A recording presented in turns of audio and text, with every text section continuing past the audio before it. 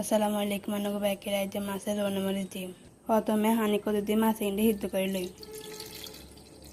সিদ্ধ করার সময় নুন করে দিয়ে দিন মাছ সিদ্ধ হয়ে গেছে এবারে কিন্তু খুঁড়ে লই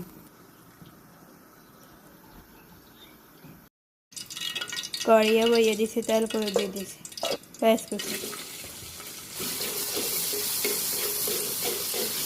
কাঁচামরিচ কুচি টমেটো কুচি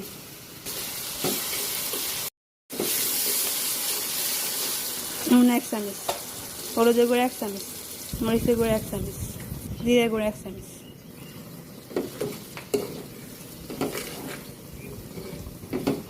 সিদ্ধ করে না মাছ দিয়ে দিন